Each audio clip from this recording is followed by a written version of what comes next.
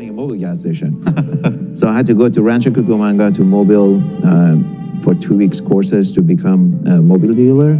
It was cost $3,500. Had to measure the tanks, run the snack shop, all this stuff. Were you fearful at the time, or were you just kind of like an F it? No. Go? No, there's no fear, man. I was so hungry for success. Yeah. You just show me the way. Just show me what's my best path, man. I'll run like there's no tomorrow. I love that. I love that. Were you ever fearful, or was that like a reoccurring theme in your upbringing? You know, fear is, always with you. I don't know anyone that, honestly can say they don't have fear in life. You have fear of something, or another.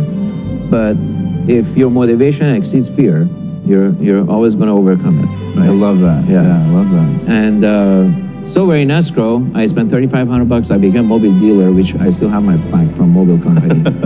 And he hired a loan officer to do my SBA loan. And unfortunately, sadly, that guy turned out to be a con, and he ended up going to jail too. He conned a lot of people.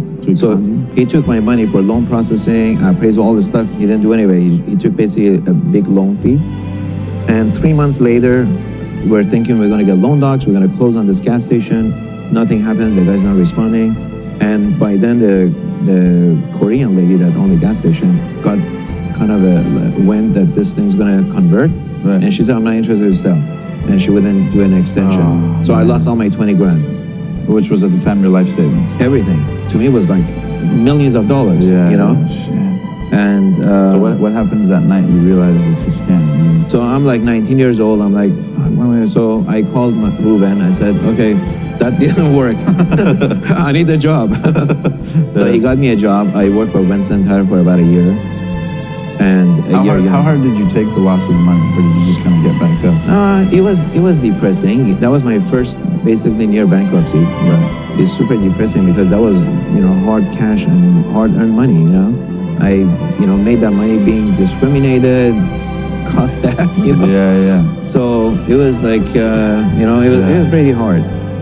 But I told myself, look, maybe it wasn't meant to be. You have to believe in that.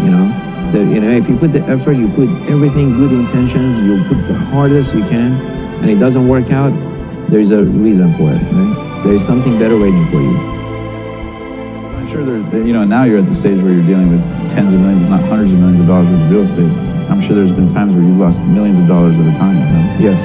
Yeah, I lost, my biggest one was $5 million on a high rise. I lost when I lost single tenant, which was Boeing. Boeing subsidiary was my tenant. Yeah. In Clear Lake, NASA. How do you sleep on nights when you lose $5 million?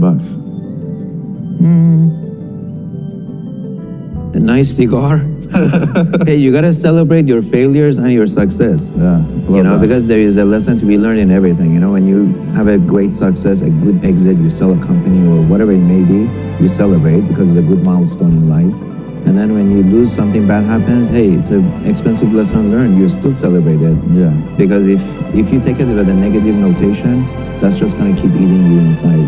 And it's going to limit your upside. And it's going to reinforce the negativity. Exactly. I love that.